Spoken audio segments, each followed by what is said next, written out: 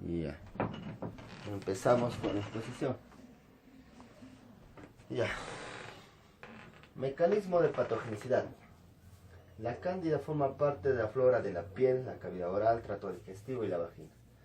La cándida es un tipo de hongo, ¿ya? Es un tipo de hongo, más que nada es una célula. Es una célula, sí, de 2 a 10 micrómetros de tamaño. Es muy pequeñita, es tamaño como un glóbulo rojo o hematía. Los 3 efectos patogénicos son la micotoxicosis, hipersensibilidad y la colonización de tejidos, ¿no? ¿Qué significa micotoxicosis? Estas levaduras producen toxinas. Las toxinas son dañinas, ¿no? Dañinas. Entonces, eso se llama micotoxicosis. Una de las micotoxicosis o toxinas son las aflatoxinas. Las aflatoxinas son productos de las levaduras o de los hongos que producen daño al ser humano. Hipersensibilidad. La hipersensibilidad viene que el cuerpo humano, el ser humano produce un anticuerpo que se llama inmunoglobulina E. Cuando ingresa esta levadura al cuerpo humano, entonces nosotros producimos IgG y producimos la que es la famosa hipersensibilidad, ¿no? Ya, después vamos a la colonización de tejidos. ¿Cómo coloniza los tejidos esta levadura? Hay varios mecanismos. Uno es por medio de una adherencia. Se adhiere. La adherencia es mediada por interacción de glucoproteínas de superficie de la levadura en la célula epitelial. O sea, la adherencia quiere decir que esta levadura en su membrana, en su pared celular, que tiene glucoproteínas. ¿Ya? Tiene glucoproteínas. Y estas glucoproteínas, como su nombre dice, gluco viene de carbohidratos y proteínas va a tener tanto carbohidratos como proteínas, ¿no? Y al final los enlaces van a ser peptídicos y glucosídicos, para que puedan, es una macromolécula compleja ya. Después, aparición de blastoconidios y micelio, las cuales penetran directamente en la célula. ¿Cómo aparecen los blastos? La levadura se va a reproducir, ¿no? La tipo de reproducción es gemación. La gemación es una reproducción asexual que tiene este ser vivo, ¿no? La célula o los hongos son seres vivos que se van a reproducir, y esta reproducción de las levaduras, varias reproducciones de levaduras se van a llevar, ¿cómo se van a llamar? Blastoconidios. Es la forma de reproducción, ya son varias células. Después de los blastoconidios, estas células se van a alinear, ¿no? Los blastoconidios van a estar solos en la replicación. Entonces, ahora, los blastoconidios se van a empezar a alinear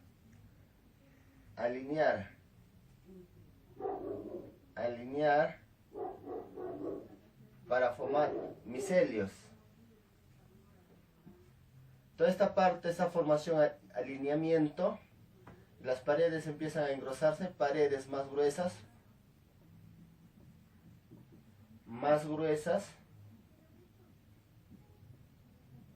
las paredes más gruesas, y la alineación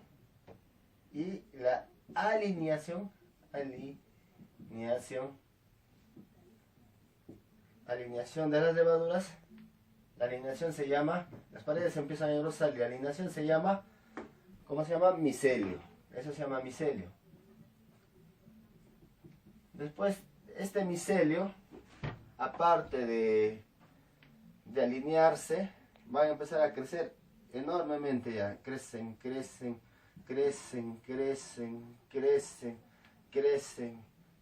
ya. Al crecer más y al unirse más levaduras, se van a llamar pseudohifas.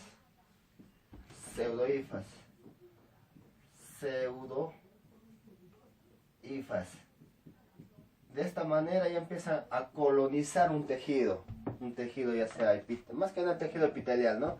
ya sea en la mucosa vaginal, más que nada en este tipo de infecciones donde van a colonizar más rápido, ¿no? Ya que estas levaduras viven tanto en el tracto digestivo, tanto en el tracto o en la boca y en la piel, pero no es común en la vagina. Cuando ingresa a la vagina de la mujer, esto causa infecciones, ¿no? Urinarias más que nada, y tiene una característica muy peculiar ya cuando empiezan a colonizar tejido vaginal. Entonces, estas pseudohifas, ya lo que es así lineal, y empiezan a hacer ramificaciones, ¿no?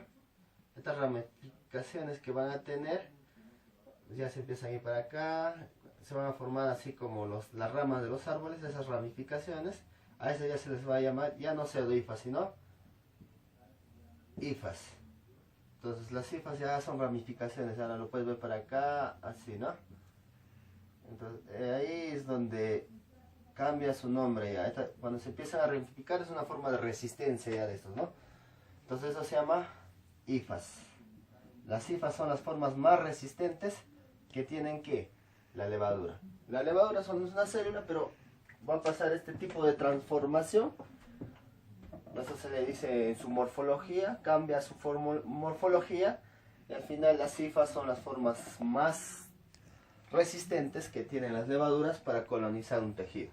Después de eso, el otro, una vez que producen este ciclo de transformación, en las puntas, estas se les van a producir ¿qué?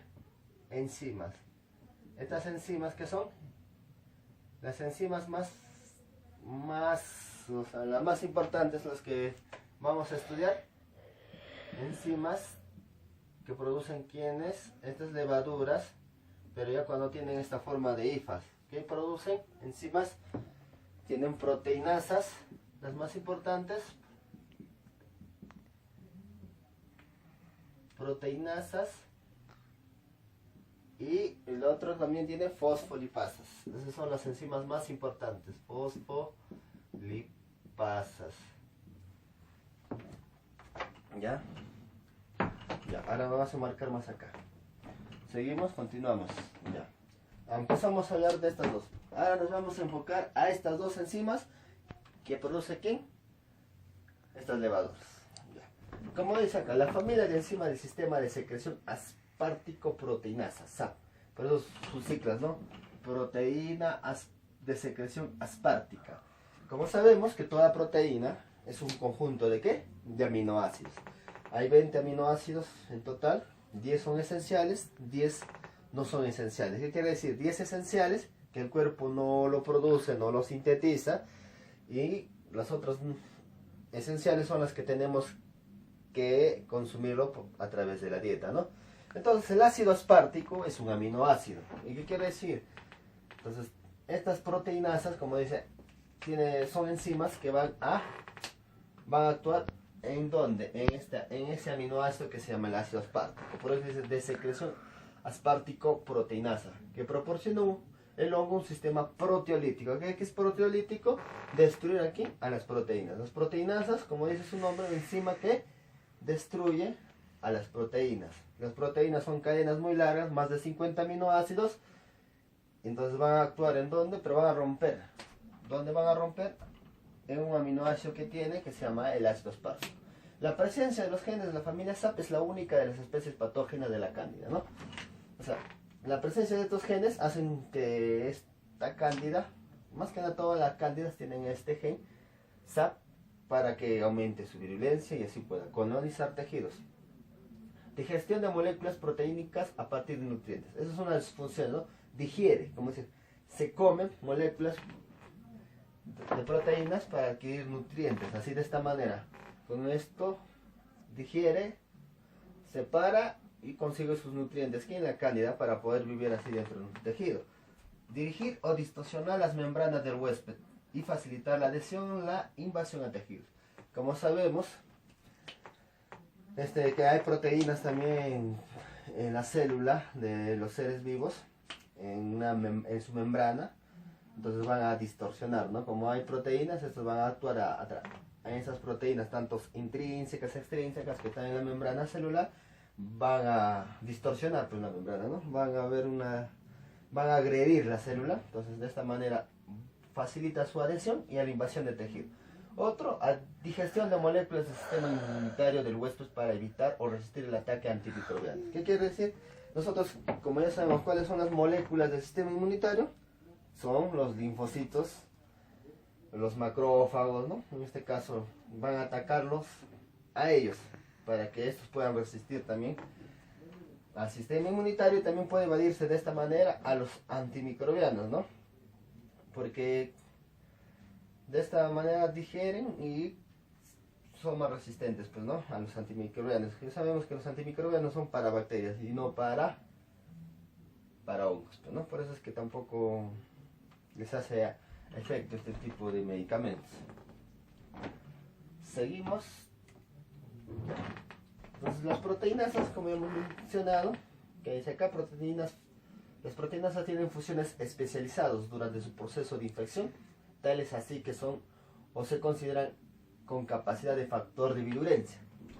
Entonces, con esta forma, esta proteína, el hongo se considera como virulento, ¿no? Que tiene más virulencia, ¿ya? Episodios tempranos y episodios tardíos. Como ves acá en el gráfico, la activación de los genes polimorfos de la señalización celular. Entonces, acá está la levadura, empieza a germinar, por eso dice tubo germinativo, se convierte en hifa y las levaduras gemantes, ¿no? Entonces, y acá vamos a explicar, acá el reconocimiento por receptores de los mananos de las células dendríticas.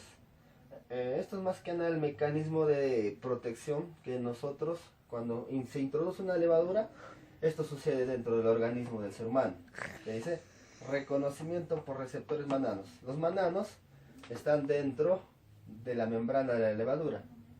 Aquí en su membrana y la pared celular están los mananos. Los mananos son un tipo de carbohidratos que tienen capacidad antigénica. Por eso dice, ¿no? ¿Quién va a reconocer estos receptores de los mananos? Las células dendríticas. Las células dendríticas son células de nuestro sistema inmune. Son células presentadores de antígenos, se les llama, ¿no? Células presentadoras. Como esto es un antígeno que está acá en los mananos, este antígeno produce una respuesta inmune en el cuerpo del ser humano. Entonces, al ingresar, genera una respuesta inmune y activa ¿qué? TH1 significa helper 1 o CD4-1, no son un tipo. Los CD4 son tipos, son células del sistema inmunitario. En el sistema inmunitario hay dos formas, ¿no? La natural y la específica, ¿no? Y este es un tipo de inmunidad específica. Las células, tanto CD4 y CD8 son específicas. Pero para no profundizar mucho, vamos a hablar de helper 1, se activan y una respuesta de protección, ¿no? Entonces la levadura sigue germinando. Ya, la levadura sigue germinando, se prolifera, se convierte en hifa a los reconocimientos por receptores C3 y FR. ¿Qué quiere decir C3? Complemento. El complemento es la cascada también de un mecanismo de defensa en el cuerpo humano. C3 es el complemento a 3 porque hay hasta el complemento 9, 10, 11, 12, ¿no? Son proteínas que produce el hígado en mecanismo de defensa en nuestro organismo, ¿no? Estos se van a activar y lo van a reconocer también, es otro tipo. Pero esto ya no es específica como los helper 1, sino que son proteínas de la inmunidad natural, del mecanismo natural que siempre van a actuar los C3 complemento y la facción FR, ¿no? De las células dendríticas. Esta es una porción de las células dendríticas van a reconocer los anticuerpos y una fracción F o R es dentro de los anticuerpos y las células dendríticas reconocen eso y quienes activan los helper 2. Los helper 2 también son específicas, son células específicas del sistema inmunitario. Respuesta a ello hay una producción de anticuerpos, ¿verdad? Helper 2 anticuerpos y helper 1 respuesta de protección. Se activan ahora. Igual es un mecanismo bien complejo, pero y bueno, al final, cuando ya escapa todo, este es el mecanismo de defensa, ¿no? Del cuerpo humano, pero cuando ya estos mecanismos no pueden hacer nada contra este hongo, cuando ya estén infas, la forma más resistente, ya no pueden hacer nada los anticuerpos, penetra el tejido y empiezan a las levaduras a proliferar dentro de la célula, dentro del tejido ya, pues, ¿no? Del ser humano. Continuando,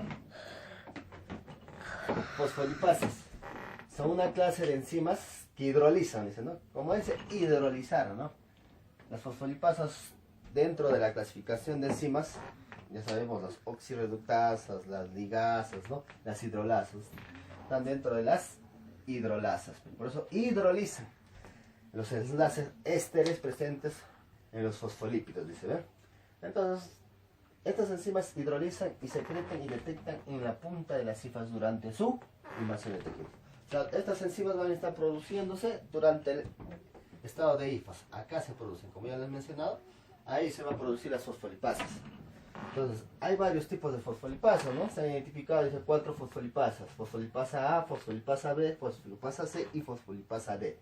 ¿Y qué quiere decir fosfolipasas, no? O sea, son enzimas que van a actuar como los seres humanos tenemos en la mayoría de tejido animal. Tenemos en todas las células una bicapa de fosfolípidos. Esa bicapa de fosfolípidos es parte de nuestra membrana celular. Entonces, como tenemos fosfolípidos, las fosfolipasas actúan ¿en dónde? Van a actuar en los fosfolípidos. Y hay varios tipos de fosfolípidos en general. Vamos a ver ahorita la estructura de que son los fosfolípidos. Entonces, los fosfolípidos son un tipo de lípidos nada más, pero ya son lípidos más complejos. Los fosfolípidos tienen 3 carbonos. Está formado por 3 carbonos principalmente. Un OH, que es el alcohol. Acá también tiene otro alcohol. Su nombre químico, el fosfolípido tiene, o los fosfolípidos,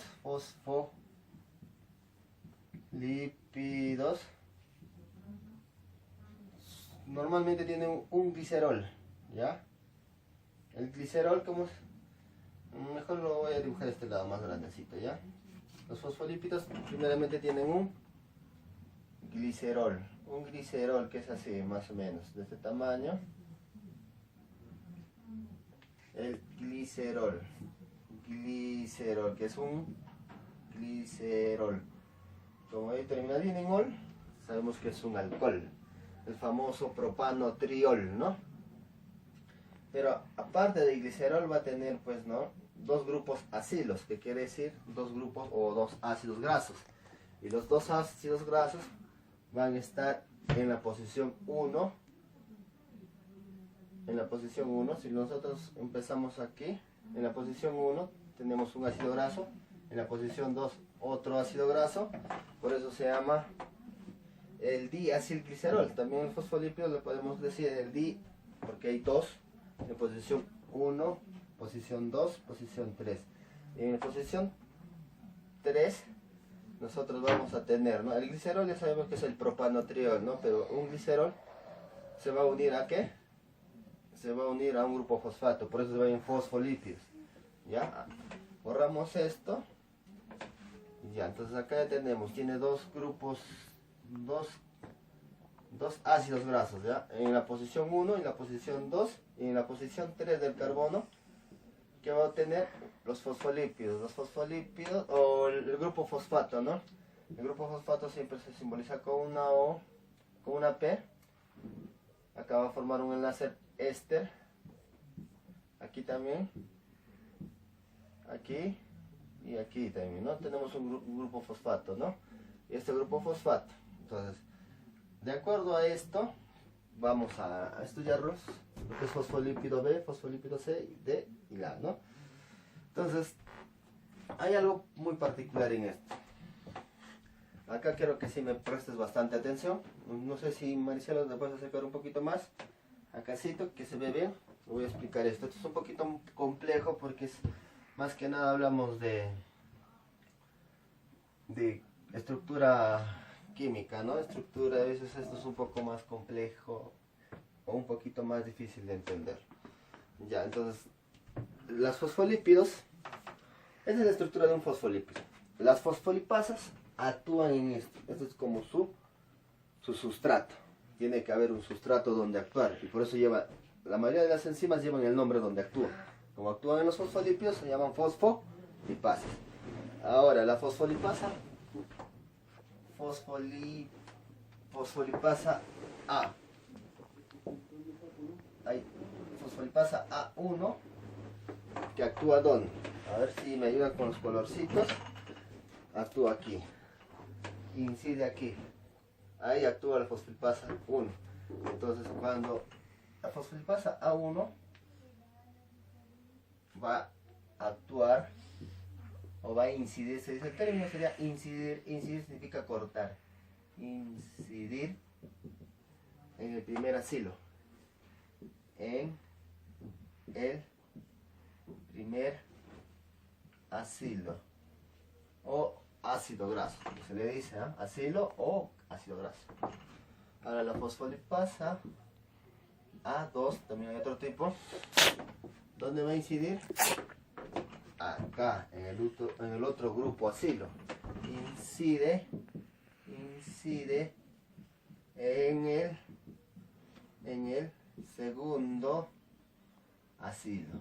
Por eso se llama fosfolipasa A2. ¿Ya? Ahora tenemos también fosfolipasa B. La fosfolipasa B, ¿dónde va a actuar? Actúa en ambos, tanto aquí y aquí. Entonces, ellos inciden en ambos acilos. En ambos, corta los dos, ambos acilos, ¿ya? Entonces, seguimos. Ahora tenemos la fosfolipasa C. Entonces, acá hay un enlace éster, acá hay otro enlace éster y acá también hay otro enlace éster. Entonces, total 4 enlaces. El que actúa en la posición 3 unido con el fosfato, se llama fosfolipasa, ¿qué sigue? La C, por ese orden, hay un orden. Fosfolipasa C entonces que incide en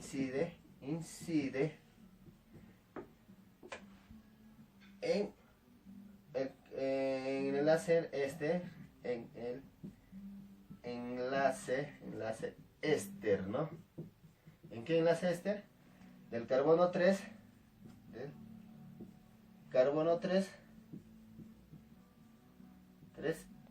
y el grupo fosfato, ¿no? Y el grupo fosfato, para que me entiendas, ¿eh? Grupo fosfato. Listo. Ahora la fosfolipasa D, acá lo voy a hacer. Fosfolipasa D. Ya te dije, actúa en el otro lado. Disculpa, acá me he confundido. Es así. Está bien así, acá.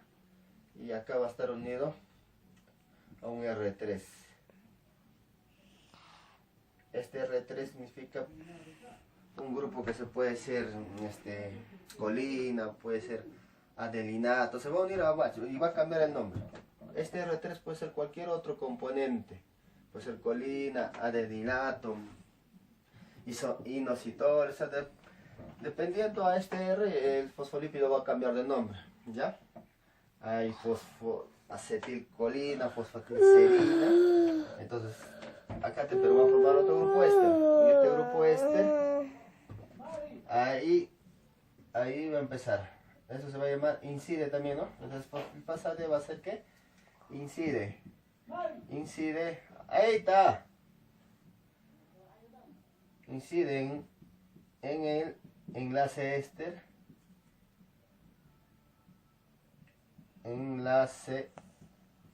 ¿ves? Pero ¿en qué enlace éster? El grupo fosfato con R3, ¿ya? Incide en el enlace éster del grupo fosfato,